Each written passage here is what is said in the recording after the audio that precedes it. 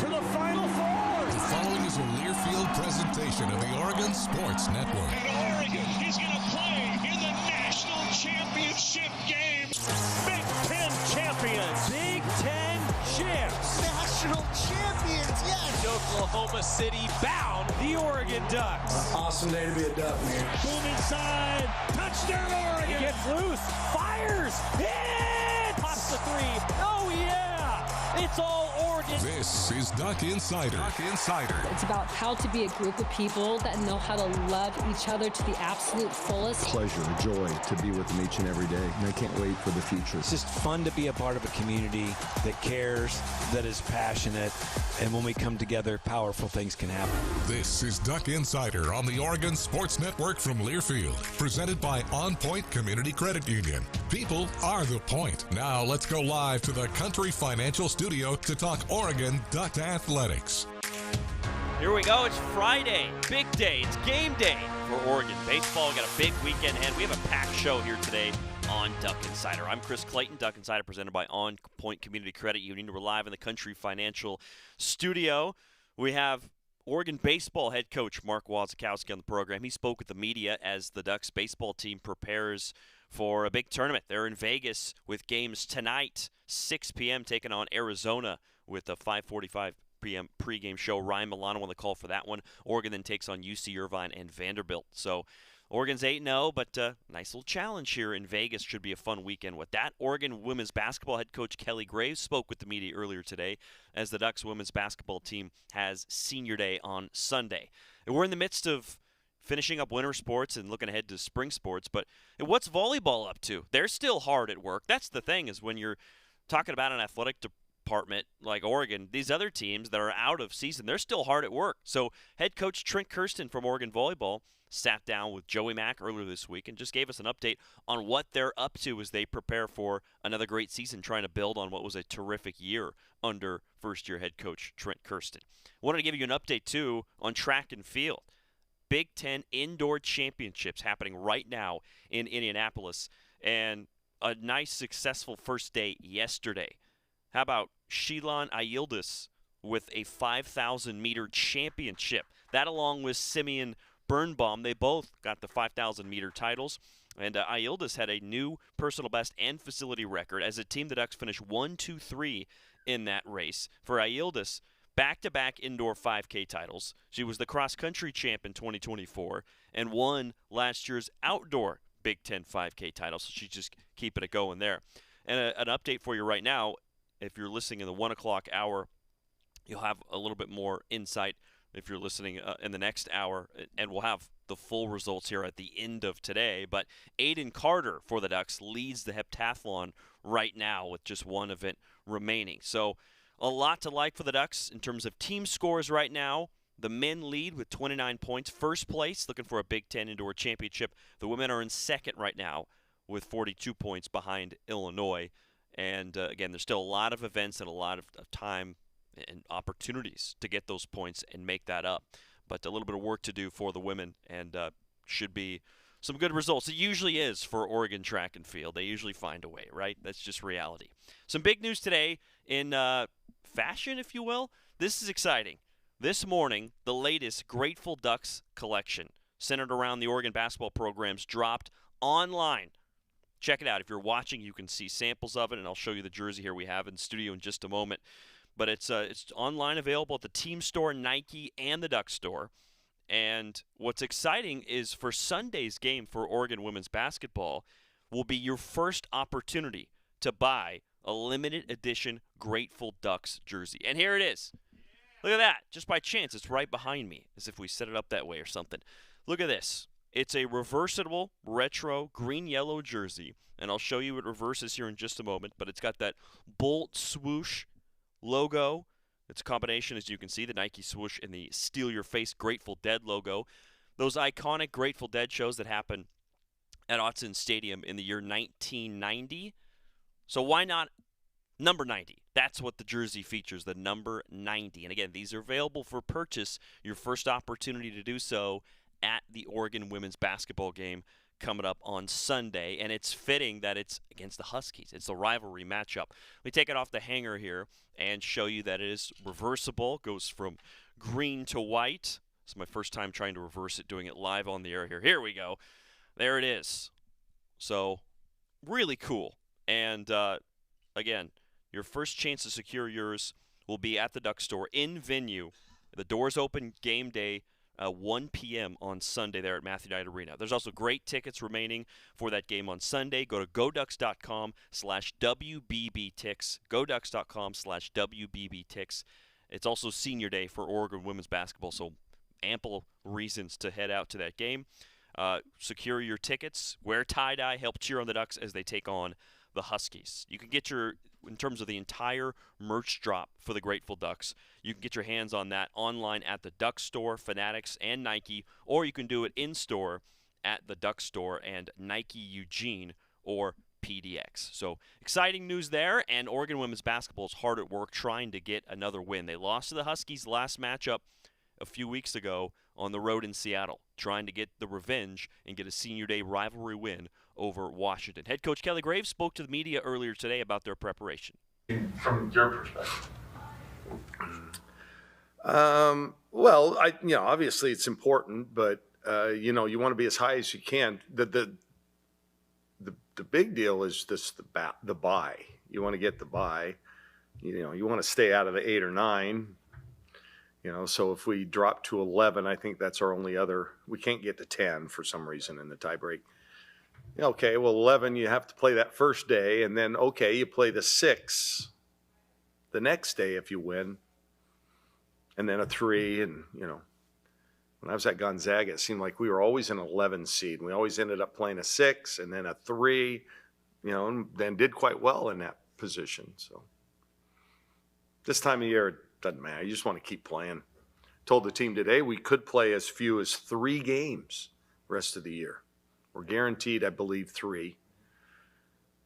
But,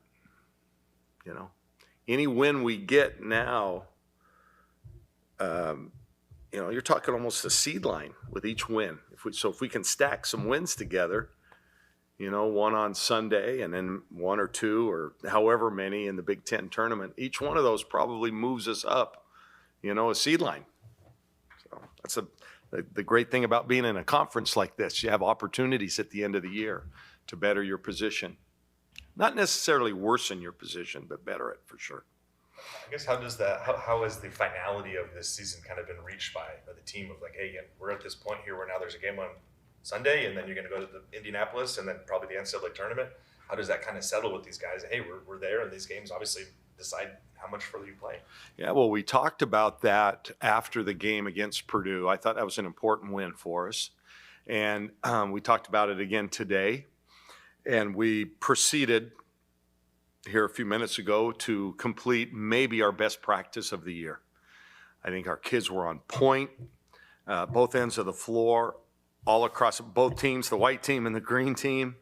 And you can tell they have that attitude of, they can see where we're at and where we are in the season. And they were really focused today. It was awesome to see. So hopefully it's they're figuring out that this is important, man. We've got a lot to play for, and it's that time of year.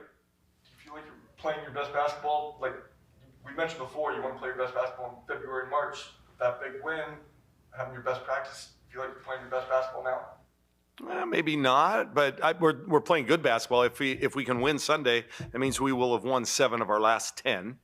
Which means we are playing pretty well. We have a couple good quality wins in there against NCAA tournament teams, and I think we're playing pretty well. I thought the Indiana game was just a blip. We didn't play well, and and they did and made us pay. But I like where we're at. And the Purdue game was a good example. We're better when we have multiple threats. We had, I think, 6 players score 8 or more points. And that's when we're at our best, when we're not just relying on 1 or 2 or 3 to have big nights. And, we got back to kind of the things that have done well, have been good to us throughout the year. We We picked them up in the three-quarter court a lot more, created some turnovers, got some easy baskets. We kind of got conservative and got away from that a little bit. That's my fault. But I think we're better when we can create off our defense, set the tone, shorten their possession time in the half court where we've struggled a little bit as of late. So, yeah, it was, and then we got to more moving the ball, not keeping it in one or two players' hands and setting things up for them. I don't know, we kind of put it all together the other day.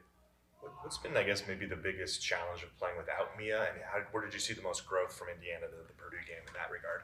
Yeah, it's a great question. I think the biggest, before every game, I put my game sheet together. And one of the things I put on it are crunch time. I list 5 plays that we're going to run at crunch time. And when I do that, usually at least 3 of them involve Mia somehow. And so without her, now you're trying to set up other people that may not be as consistent or, maybe as proficient in that role or where I feel comfortable.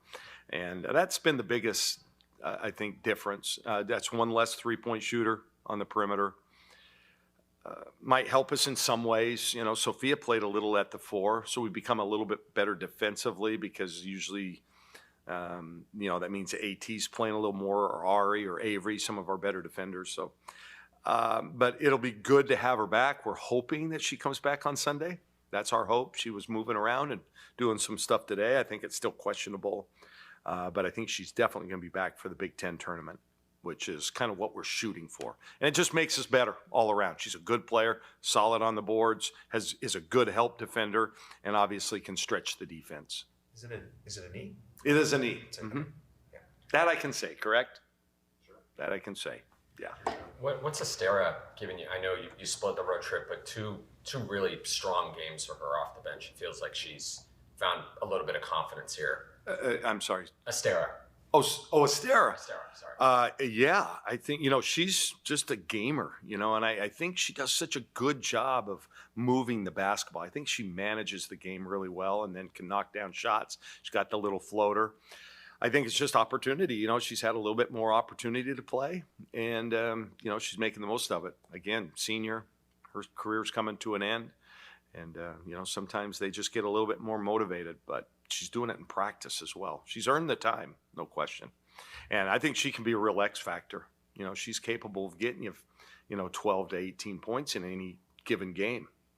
And if we're not shooting well, she's been one of our most consistent three-point shooters.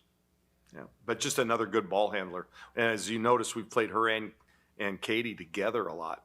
And I think it's helping out. Do you think that helps Katie a little bit too, just kind of moving the ball around and not having her kind of laser focused, or sometimes you said she tries to do a little bit too much, so having kind of another ball handler in there to set things up might help her a little bit? No question. Yeah, just to give her a rest. If a team picks us up full court, at least, AT can handle that, and we can play Katie off the ball a little bit and rest her from time to time. Plus, after the initial action in your offense, it comes back to Katie. Now, she can make a play within the rhythm of the offense and not always initiating it. So, yeah, it helps in a lot of different ways. To ask you about Heath. Very astute right there. Good question. I was going to ask you about Heath and free throw numbers, just because I think 2 of the last 3 games has been double digits, and those are both coming in wins. Just what's the key of getting her involved and making sure she's, I guess, assertive down there and willing to take that contact? Yeah, she's the fact that she's drawing just so many fouls, that's a skill in and of itself. And she's putting other teams, big guys, in foul trouble, which is amazing. Where she's struggling a little bit, she can overpower kind of thinner, even taller inside kids. And so she can do her business around the hoop. But when she gets against bigger, stronger kids, which she did this week, even though she had good numbers against Indiana, she can struggle a little bit. And she struggled up at UW when we played them because they have big, strong inside kids that are also long. So then we try to bring her out and face the hoop a little bit. So get her the ball 10 to 15 feet away, sometimes right there at the high post, and let her create. She's a willing passer. So when she draws help as she's driving, she can make plays. So she's just really blossoming as well-rounded player. She truly is. What do you feel like are some of the keys? Obviously, last time against Washington, worst offensive game of the year. What are the keys? For both of us. For both, 51 and 43 points. I told the team today, I had an assistant coach that played for the Spanish national team, and they were in an international tournament one time. And I think they're playing maybe the Netherlands or somebody. And neither team, because you play pool play, and then you move on to a bracketed tournament, right? Well, both teams wanted to avoid the Americans. Whoever won the game had to play the United States. They both tried to lose the game. He was telling me the whole story, and it was so funny. Like, the team would come down and they just throw it to air, out of bounds, and then the other team would come down and airball a three. And it was obvious both teams trying to lose the game. The referee had to stop the game, brought the two coaches together, and said, unacceptable. And they thought about just canceling the game. And so I was telling the team that I thought the last time we played the Huskies, it looked like both teams were trying to avoid the Americans and neither team could make a basket. Neither team could throw it to the right team, et cetera, and that's what it looked like. So I anticipate that both teams will play a little bit better. Let's hope so. Head Coach Kelly Graves, one of a kind, hilarious, talking about the last time Oregon and Washington played to a 51-43 final score, and he said both teams wanted to lose. It was that kind of game. It was a little bit ugly, a defensive battle. I think it's going to be a lot more clean and exciting on Sunday. One thing of note there, he said, hey, Mia Jacobs, questionable. She might come back and be active for Oregon in that game, hoping for the best that she can get healthy enough to play for Oregon there on Senior Day. When we come back, we'll hear from Oregon baseball head coach Mark Wasikowski. Game day for the Ducks on the Oregon Sports Network from Learfield. As a local community credit union founded by teachers, OnPoint is committed to supporting the students and faculty at the University of Oregon. And on game day, we're right there with you, on the field, in the bleachers, and in the classrooms. Drop by one of your local branches today and discover the many ways OnPoint can help support your financial well-being. OnPoint Community Credit Union. People are the point. Federally insured by NCUA. Equal housing opportunity. We know you turn to the Duck Store for all your game day needs. And for students at the University of Oregon, it's even more. Class supplies, jobs, a seat on our board, a place to take a quick coffee break. Because we're your student-first, non-profit college store, every purchase you make directly supports the very community we serve.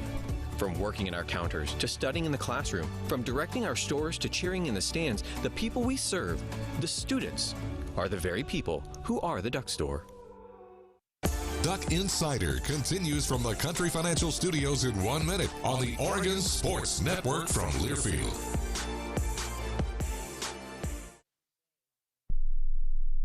Put your phone on D&D. That means that do not disturb when you're driving. And when you're going from point A to B, I need you to stay safe, please, so always sing with me. So put your phone on D&D. That means that do not disturb when you're driving. And when you're going from point A to B, I need you to stay safe, please, so always remember this beat. Don't drive distracted. A message brought to you by the National Highway Traffic Safety Administration, Project Yellow Light, and the Ad Council. We asked parents who adopted teens to share their journey. When I met both of them, it was like my missing pieces were found. Like it was just like an instant, these are my kids. If you're considering adopting a teen, just do it. Kids need families. I don't care the age, everybody deserves a family. Learn about adopting a teen from foster care. Visit adoptuskids.org to learn more. A message brought to you by Adopt US Kids, the U.S. Department of Health and Human Services, and the Ad Council. I left my heart in Oregon. Oh, I left my heart in Oregon. Yeah, I left my heart in Oregon. Back on Duck Insider, it's game day for Oregon baseball. 6 p.m. tonight, 5:45 pregame show. Ryan Milano's on the call in Sin City, Las Vegas, as Oregon starts a 3-day tournament there, if you will. They're taking on Arizona tonight, UC Irvine tomorrow, and Vanderbilt to close it out. So it's a nice challenge for Oregon. I mean, right now, head coach Mark Wasikowski, you'll hear from him in just a moment. He said everything's been solid, right? Hitting, defense, everything in between, it's been solid. Oregon's 8-0, but they haven't really respectfully been challenged that much yet, playing George Mason and Youngstown State. So I think this weekend is going to be a fun opportunity to see the Ducks really battle out against some other teams that are very talented. And so as Oregon tries to build on this 8-0 start, the 6 p.m. game tonight, I think, against Arizona, who's, yes, they're 1-7, but they've had a very tough schedule. I think we're going to learn a lot about the Ducks baseball team, where they're at right now here this weekend. Mark Wasikowski spoke to the media earlier this week about where this team's at and this tournament ahead. I guess just what are your takeaways from the series this past weekend and how that carries you over into a big step up this week? It was good to play. And then, as we go, the competition improves, which is great. But so far, the guys have answered the tests that have been put in front of them. And just, every practice day or game day is an opportunity for us to assess and improve. Coach, from just both sides of the ball game, first 5 games, the pitching rotation has allowed 2 or fewer runs, and on the offensive side, 10 or more runs. Have you felt like you've seen what you wanted to see from these guys out of the gates, and where do you feel like they can get better from here? Again, as Matt kind of said, the competition kind of steps up here this week.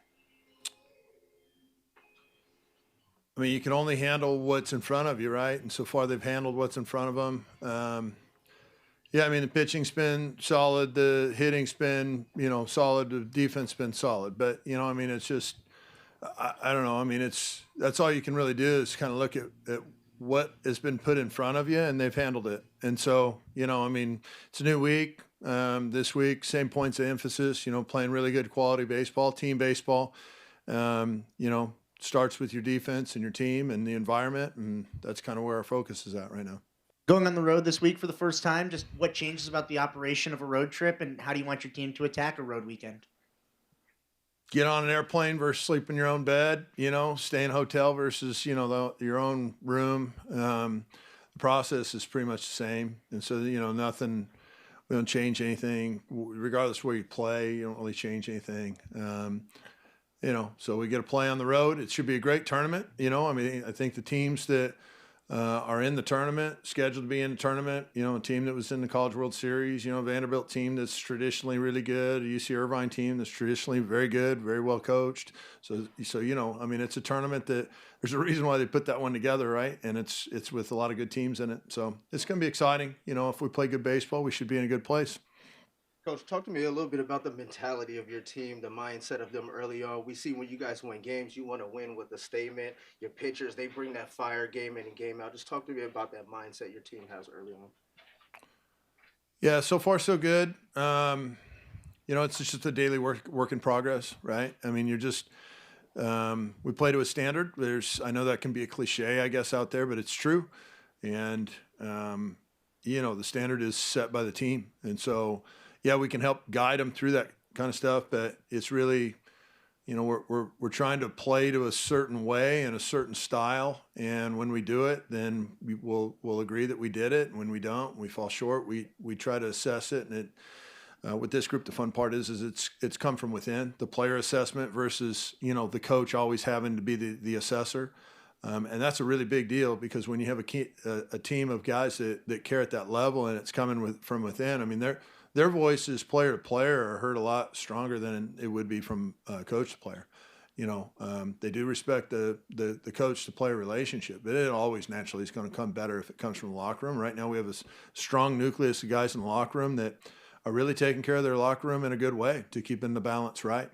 Coach Leo's kind of been a super bright spot in the lineup as a freshman. Just feels like he's really seen the ball well, hitting it quite well. What have you seen from him just out of the gates that has allowed him to find just some early success, considering that, maybe that adjustment from our freshman to collegiate ball may take a little bit of a while. And for him, it feels like he's just getting it right out of the gates.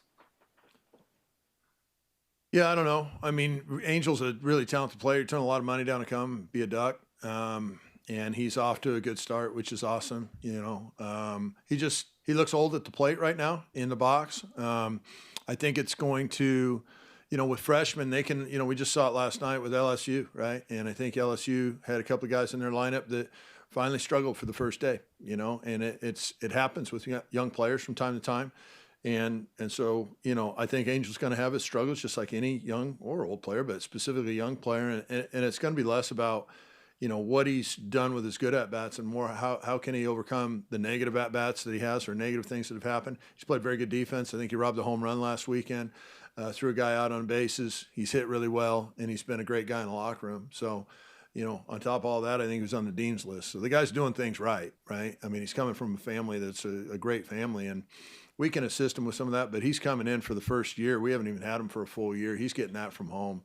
And so, credit to his family. What do you make of just Cooney's start to the year in the field, at the plate, just what makes him so consistent for you? Same thing's made him consistent his whole life. He was a leader at Jesuit High School. He was the straw that stirred the drink there. He was the most clutch player we had a year ago on our team. A lot of guys had big stats, and Ryan led the team in hitting last year and had the most clutch hits. His presence on the field is tremendous. His leadership on the field is tremendous. Again, he's a dean's list guy. He doesn't do anything, at a ridiculous level. And when he doesn't, if he ever falls short, he doesn't need anybody telling him. Like, he's very good at self-assessing. I think he's been parented very well, and this is a guy that gets it. And so it's the start or whatever is absolutely no surprise. I've expected him to be a great player, and I think he'll be a guy that, like I've told scouts, wherever he gets slotted in this year's draft, he'll be a guy that makes a scout look better because he'll play better than wherever he's slotted. There's obviously going to be a whole lot more baseball left after this weekend, but with the quality of opponents you guys are facing, what can a successful weekend do for this group of guys moving forward throughout the rest of the season if they can find success? If they can find success this weekend and we win 3 games, and we'd be 3 more wins, right? So we'd be 11-0. You guys gear up to face U of A. What have you guys seen from them early on in the season, and what can you expect from them? From Arizona? Yes, sir. They have elite pitching. The guy that they throw, and I don't think anybody's released their rotation quite yet, but we're assuming that the Wasikowski kid's going to throw in game 1, who's a super projectable right-handed guy, fastball cutter who's, mid to high 90s, great arm. They've got several bullpen pieces that are really good. Unfortunately, I think for Coach Hale, they lost an arm.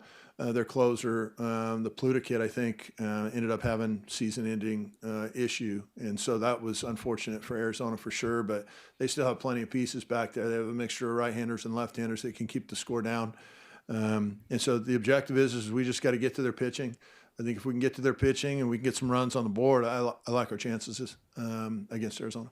Featherston on the mound and just his start.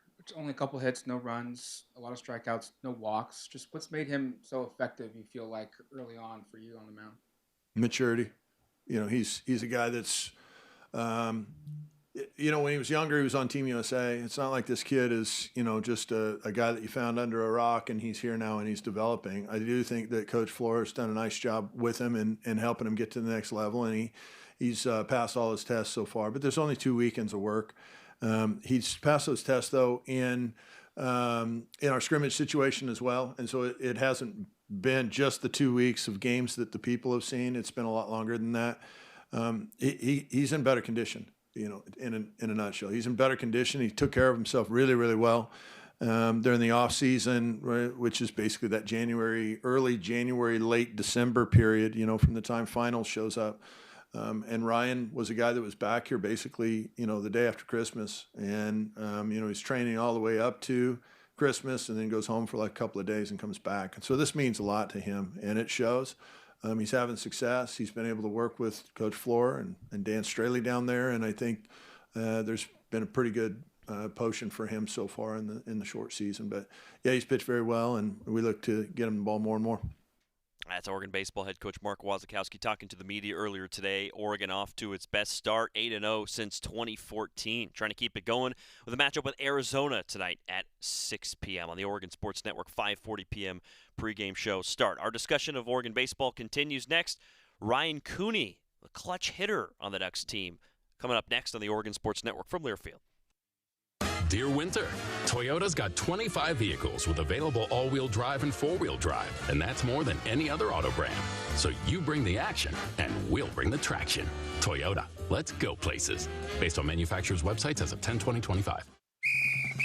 As a local community credit union founded by teachers, OnPoint is committed to supporting the students and faculty at the University of Oregon. And on game day, we're right there with you, on the field, in the bleachers, and in the classrooms. Drop by one of your local branches today and discover the many ways OnPoint can help support your financial well-being. OnPoint Community Credit Union. People are the point. Federally insured by NCUA. Equal housing opportunity. Dear Winter, Toyota's got 25 vehicles with available all-wheel drive and four-wheel drive, and that's more than any other auto brand.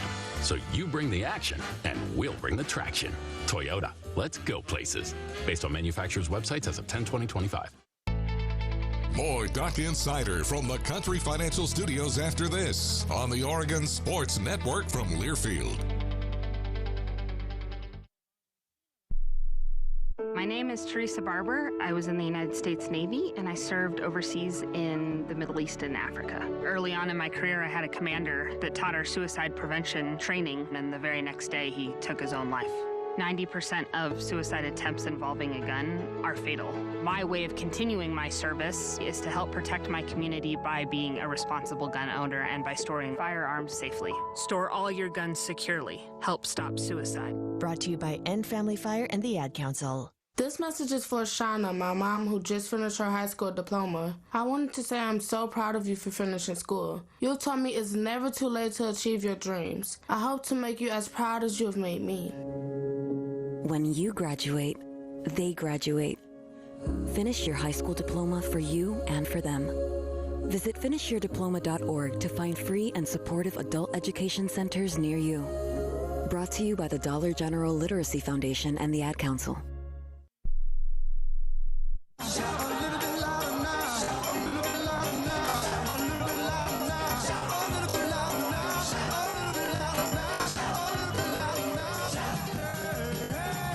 Back on Duck Insider, brought to you by OnPoint Community Credit Union, talking to you live from the Country Financial Studio. I'm Chris Clayton. Wanted to give a mention to Oregon softball in action right now for the first time this season at the Jane.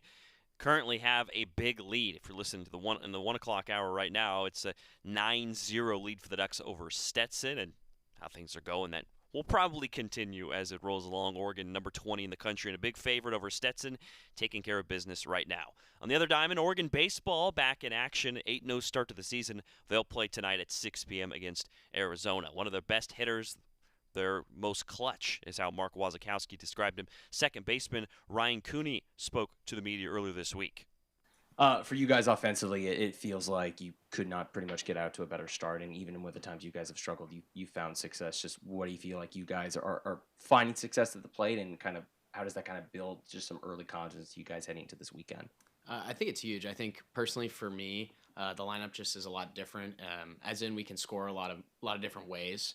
I think we showcased that pretty well. You know, we can hit the long ball like we have in the past years, but also there was games where we didn't hit any home runs and still scored a lot of runs. So I think that's really important to have that, parity between each guy, and it's been working really well. And obviously building a lot of confidence, but that confidence started early in the fall with the work that we put in. So, over the course of your career, how has your approach at the plate sort of developed and matured? Waz mentioned you as sort of a clutch opportunity, a mature approach type of guy. Just how has your approach at the plate matured from your freshman year to now? Yeah, I think as a freshman, I'll say it, but I was nervous at the time. It's new, something exciting, new, but I've been able to find something that really works with me working with the coaches. They create a good game plan, and I've been able to have that throughout my past couple years of success. And just working as getting stronger and better has helped me eliminate, some holes in my swing, and just working through that. So it's been good. Waz was talking about how the great teams are player assessed, and you guys can maybe get on your own self or your teammates to raise the bar. How has that happened for this team early on, and just kind of, can you speak to just the culture you have here? Yeah, I think it starts, at the top with the leaders. It obviously starts with the coaching staff, and knowing Waz, he's who he is and creates a good culture. But for me, as an older guy, and guys like Drew Smith, Dom Hellman, and Maddox Maloney, Jack Brooks as well, just been able to hold the guys accountable, even the new guys, and keep them in check with what we got, and how, the people before us who have played here take pride in what Oregon really is and what it means to be a Duck. I think that's really important, especially for me being an Oregon person. Just being prideful about what it means to be a Duck has really shaped our culture and how it's been so successful so far. Kind of spoke about when your freshman season, those nerves you faced, but one of those freshmen this season that it feels like, I don't know if he has nerves or not, is Angel. He just feels like he's just rocking out of the ballpark in these first 8 games. What have you seen from him as a freshman, just for him to have the success that he does, and what is he kind of like in the dugout? What is he kind of just like as a person? Maybe you aren't surprised by the way he's had this early success. Yeah, I mean, for me, obviously he's extremely talented. Everybody can see that on the field, but he has a calmness to him and a quiet confidence that I think is what really leads to that success. And he shows that through everything he does in his work off the field, but especially on the field, he's very calm and collected and able to work well with the older guys and learn what he has to this point. But he's going to be a really good player for a long time, so we're great to have him here. You talk about the coaching staff. How about a guy like Jack Martyr? Just what's your relationship like with Jack? How has he helped you grow as an offensive player? And what has that journey been like with you and him and the filling holes in your swing like you mentioned? Yeah, Coach Martyr is, I mean, if you don't know already, I think he's one of the best coaches in the country by far, and he deserves whatever opportunity comes to him, hopefully here at Oregon. But for him to work with me and the relationship we have is something that we'll have for the rest of our lives. I think it really started with who we are as people rather than just baseball. He's been able to work with me, as a person, make me a better man throughout the years I've been here, and then the baseball just comes with it. And I think that's what's really special about the guys that are here with Coach Martyr and Waz and BT and Coach Hinkle previously as well. Defensively, how good is this team defensively? Guys that have played in different positions, you can speak to that even a little bit. Like, how good is this team defensively this year? I think, seeing it in the fall and the short time we've started the season, I think it's a special group, especially even guys you might haven't seen a ton of yet. I think the younger guys and the transfers, everybody can play anywhere, and I think that's going to be a real strong suit for us. And, old adage, defense wins championships. I think it's going to something we take pride in, and it's going to be really important going forward. Besides the obvious of a successful weekend going 3-0, moving you guys to 11-0, what do you feel like finding success this weekend against the quality and level of opponents you guys face could do for you guys so early in the season to be able to find a level of success against what many consider some of the best teams right now in the nation? Yeah, absolutely. I think it's really important. I mean, for us, it's not necessarily about the opponents. At the end of the day, it's about our standard and how we play, but it's exciting to play teams that are considered whatever they are, and they are great programs. They deserve that recognition, but regardless of who they are and how it goes, we're still going to play a certain way no matter what, and expect the success from that. That should be fun. Ryan Cooney talking to the media earlier this week as Oregon baseball looks to improve on their best start in 12 years, 8-0, and taking on Arizona tonight at 6 p.m. When we come back, we hear about what's going on with Oregon volleyball. Head coach Trent Kersten joins the program next on the Oregon Sports Network from Learfield. As a local community credit union founded by teachers, OnPoint is committed to supporting the students and faculty at the University of Oregon. And on game day, we're right there with you, on the field, in the bleachers, and in the classrooms. Drop by one of your local branches today and discover the many ways OnPoint can help support your financial well-being. OnPoint Community Credit Union. People are the point. Federally insured by NCUA. Equal housing opportunity. When life blindsides you with an injury, you need a team that's tough. For over 30 years, Morgan & Morgan has been fighting for the people. This season, we're proud to partner with Oregon Athletics. Because whether it's on the field or in the courtroom, we're both determined to do what it takes to win. Morgan & Morgan, proud partner of Oregon Athletics. Injured? Dial #law. Morgan & Morgan, 10150 Southwest 6th Avenue, Portland. Prior results do not guarantee a similar outcome. This is Duck Insider, presented by OnPoint Community Credit Union on the Oregon Sports Network from Learfield. Don't act like that. Don't wear that. Don't think that. I've heard everything you tell yourself every time you felt different. And I want you to know that you can be vulnerable and powerful. That taking care of your mind is taking care of everyone you love and who loves you. Love your mind. Find mental health resources at loveyourmindtoday.org. Brought to you by the Huntsman Mental Health Institute and the Ad Council. I'm a pretty great multitasker. I can wash dishes and do laundry. I can roller skate while walking my dog. I can even order lunch while doing my homework. But I can't use my phone while driving. A distracted driver is one of the leading causes of death in the United States. So when it comes to driving, please, don't be a multitasker. Don't drive distracted. A message brought to you by the National Highway Traffic Safety Administration, Project Yellow Light, and the Ad Council.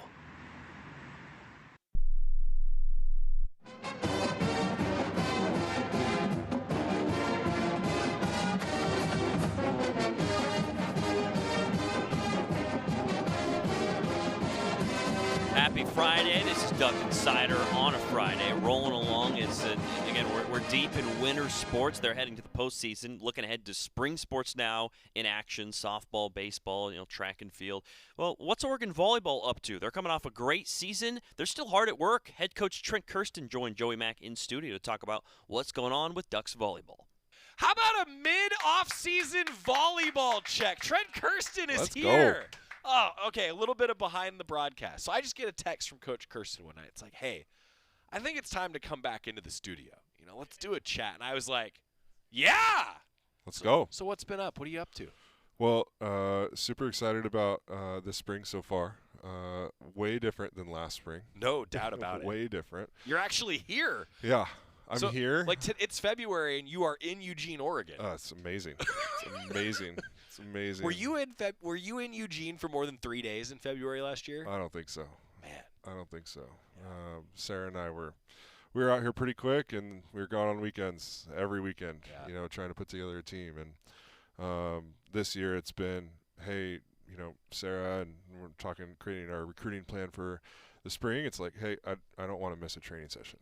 Because I didn't get to do this last year. Right. And this is so fun with where our team's at, and we're in this 8-hour segment, which basically means we got 4 hours of on-court volleyball, 4 hours of strength and conditioning through the week. And our priorities are very much aligned with, hey, we're going to create a foundation of strength with Coach Rad in the weight room right now. And we're so lucky to have him as, one of the legends, one of the GOATs in that industry.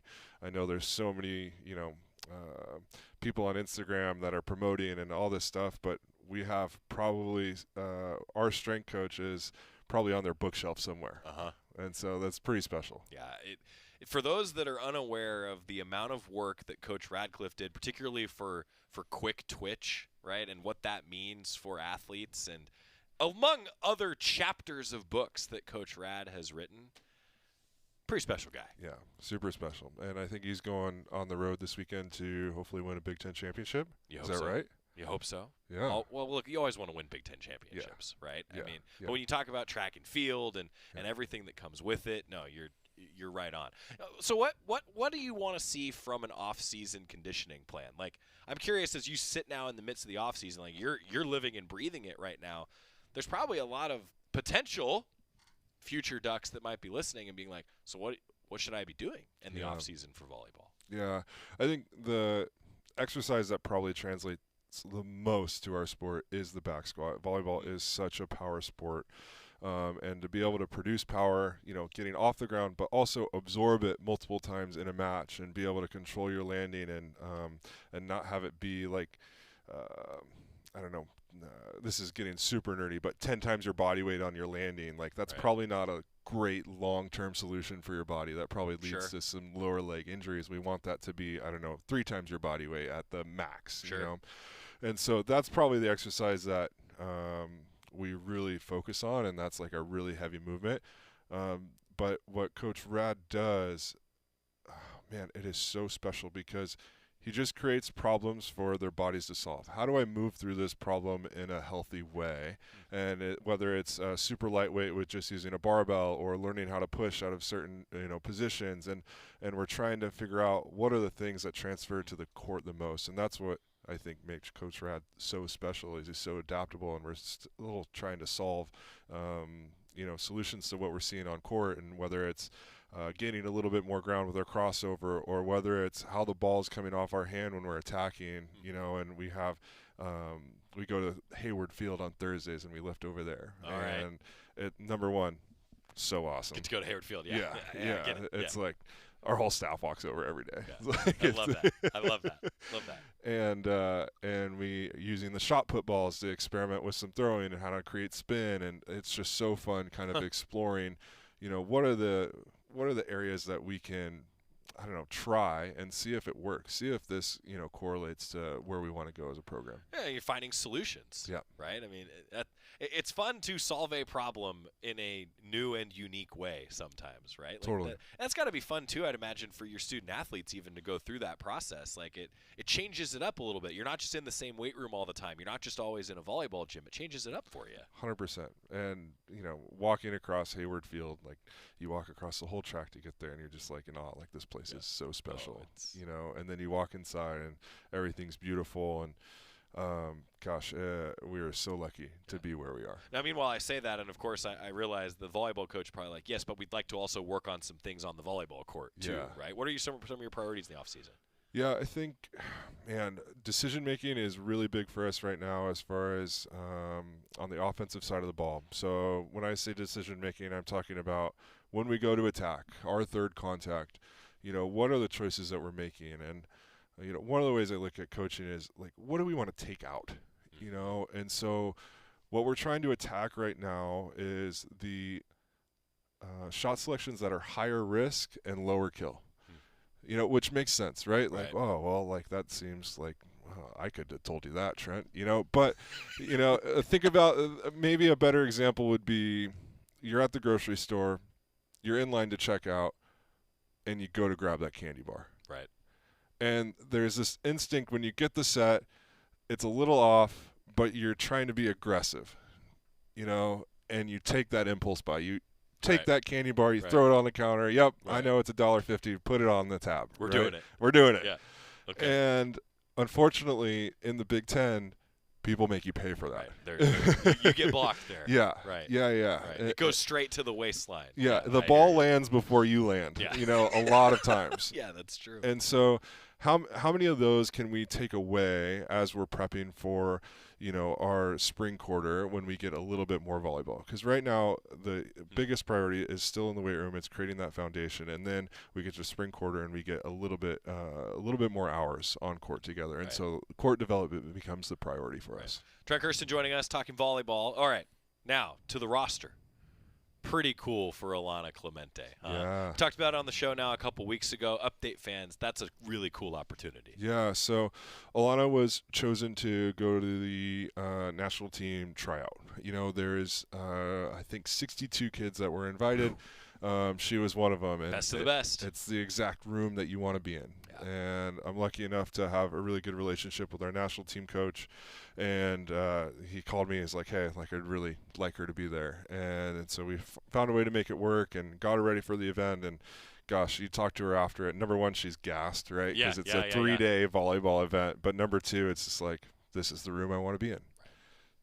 And right now she was in her second lift this week from coming back, and she's back to work with our team and trying to make, Oregon volleyball great. Well, and like Oregon volleyball is the priority, right? But also that there's a future beyond these years. I know that's something you're passionate about. Like, what a cool opportunity even to point to and say, hey, any platform that you get to showcase yourself is a really important step. I think the interesting thing for Alana is she's got such a long collegiate career ahead of herself. She's actually trying out every single day she steps on the court for our national team. Yeah, sure. There's not as much focus into one event because everyone's watching her all the time, and so she's going to develop through her career, and it's my job to help her do that, and so that she's playing her best volleyball at the end of her senior year. Right. What about the rest of your roster? I think that there's always that question of like, so you got some coming back, you got newcomers. Like, just break down the roster for fans here. Yeah, I'll focus on probably our newcomers. We'll start off with Marina Crownover. She transferred from Mizzou. Right. She's won 2 national championships while at Texas. Brings a ton of experience with her, and she can flat out dish. And one of the cool things, she was mic'd up 2 weeks ago, and I was listening into one of the mic'd up sessions, and it's great because my hearing's not great in the gym. I think I've just been around too many whistles in my life, right? And so unless someone's directly talking to me, like, the odds are I don't hear it. All right, noted. I'll remember that. Yeah, noted. But and then I got to hear all the micro interactions between points and all this stuff on the mic'd up, and it was so fun to hear her like falling back in love with getting to play again. Yeah, that's cool. And I thought that was I texted her after I listened to it. I was like, it seems like you're having a lot of fun right now. Yeah. And I think that's a really cool space for her to be in going into her last year of eligibility. Boy, that's cool. That's like, I remember there was a big focus in football, right? You put the GoPro on the football quarterback's helmet. Yeah. Suddenly the offensive line coach is like, yeah, you told me you made that call. I couldn't hear it on the GoPro, right? Like it changes when you can have that up close and personal, doesn't it? Totally. That's cool. And let's see, who else is a newcomer? Shockey, Donkers. On the all-name team. Let's just say that up front. Absolutely on the all-name team. Yeah, well, you were going to let me say that one first, weren't you? I was. Yeah. But Shockey is a great name. Great name. Yeah. And I think she'll have an opportunity to play internationally for the Netherlands this summer. Cool. I think that'll be really special. I'll probably post something about that soon as dates get finalized and things like that. But, yeah, she's doing a great job in our gym right now. She's 6'1". She's super jumpy. She's got a whip of an arm, and super excited about her outlook. And let's see. Gosh, who else do we got? Dahlia. Dahlia's a transfer from Pitt. She's all of 6'5". Oh my gosh, she makes me look small sitting next to her.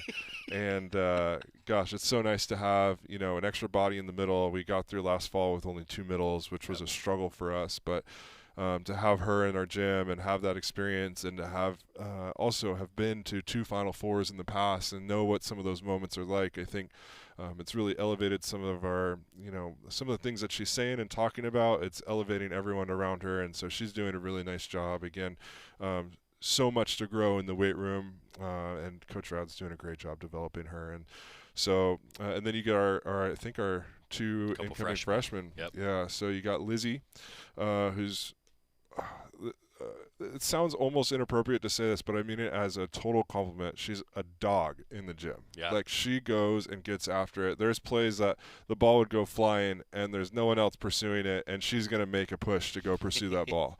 And I remember watching her in club last year. I think it was in Kansas City, and it was the same exact thing. Really? It was her running over chairs to go pursue a ball, and I just remember, like, hey, I think, this could be someone that we want to bring into our gym. And sure enough, she transferred it over really easy, and she's getting after it. Cool. Pushing our libero group. And then Elena had some back stuff through high school and didn't play her high school season, but she's doing a great job rehabbing. We've seen her do some plyometric stuff where she's just jumping up and touching the backboard with ease right now, and so that's kind of nice to see. It is. But she'll be getting a little bit more of a volleyball dose in the spring quarter as she continues to rehab. 5 newcomers. I'm glad that you said Shockey, because I want to spell this if everyone. Yeah. So, all right, you need to know. Sjakkie from the Netherlands. That's right. Great name. That's right. Great name. Yep. So you feel like you got what you needed though with 5 newcomers? You like where your roster's at? Yeah, I really like. I am having so much fun coaching our team right now. The combination of the newcomers and now the veterans who have had a fall under their belt and have gone through the Big Ten, and they know what that looks like. And I think we are trying to build an environment that we can talk about championships with. I think we've seen it from football. We've seen it from some of these other sports that we're surrounded by. But that's the environment that we want to create. We want to hold each other accountable. We want to push the envelope on what competitive is. When you come to our gym, like, we want it to be intense to the point where it's like, oh man, this is uncomfortable. But then you're going to see moments of joy, like that are really important for us to emphasize too, because intensity without the joy side just leads to burnout, right? And so that's a really important aspect of what we're trying to build through the spring. Oregon Volleyball head coach Trent Kersten. We appreciate him coming into studio to talk with Joey Mack. And they feel great about where they're at in the offseason, coming off a year where they caught some people off guard, just building on that winning culture here in their offseason right now. Wrap up the show when we come back. Duck Insider on a Friday on the Oregon Sports Network from Learfield. At Shadow Hills Country Club, we're more than just an award-winning golf course and practice facility. Our events team offers all-inclusive event pricing that allows us to take care of all the details while you enjoy your event. Our indoor and outdoor venues offer you a wide variety of fully staffed options that put the focus on you. From weddings to business and social events, at Shadow Hills Country Club Events Center, you get the benefits of a resort atmosphere and amenities in a peaceful country setting, just minutes from downtown Eugene. Call for a tour today or visit shadowhillsevents.com.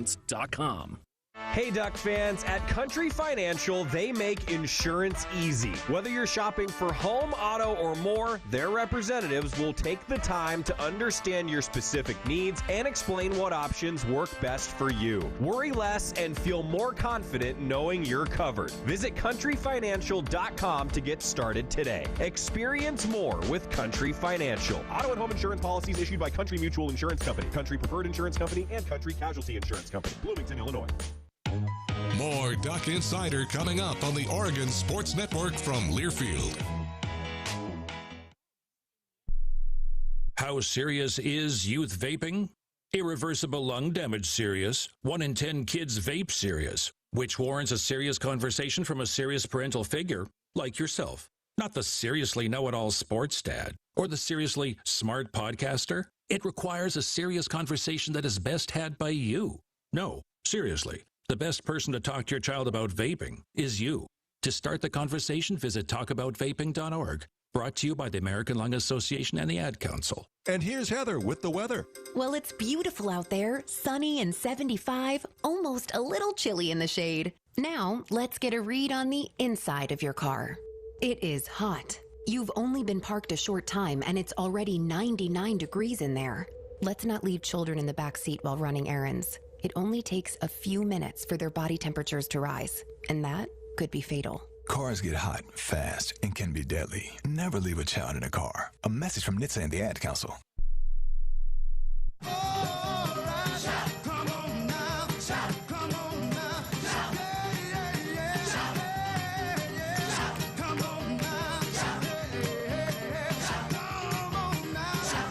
Let's get you set for the weekend, wrapping up Duck Insider on this Friday. There is a lot going on, so let's get you primed for the kind of a intersection here of spring sports and winter sports going on this weekend. Final day of the indoor Big Ten track and field championships tomorrow as the Ducks look for another men and women championship there. Beach volleyball will be in action in Tucson with a couple games there against UTEP and Arizona. Acrobatics and tumbling is having an iconic matchup with top-ranked Baylor. Men's tennis is in action here Sunday, 11 a.m. against UNC Wilmington. Oregon softball in action here at home at the Jane with games Saturday against Stetson and Samford at 3:30 and 6. Sunday, 12:30 is the time for Oregon softball against Samford. Oregon baseball in action in Las Vegas. Tonight they play at Arizona at 6 p.m. with a 5:45 pregame show on the Oregon Sports Network with Ryan Milano on the call.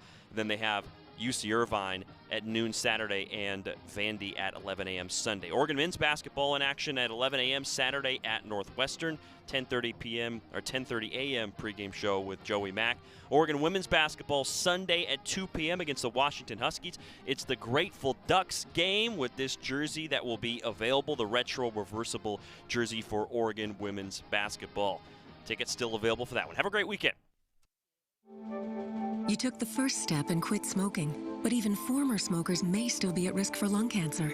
That's why SaveByTheScan.org wants you to know about a new low-dose CT scan that can detect lung cancer early. It takes only 60 seconds and could save your life. You took the first step, now take the next. Visit SaveByTheScan.org for a simple quiz to see if you're eligible and talk to your doctor about screening. SaveByTheScan.org is brought to you by the American Lung Association's Lung Force Initiative and the Ad Council. In sitcoms, when someone has a problem, they just blurt it out and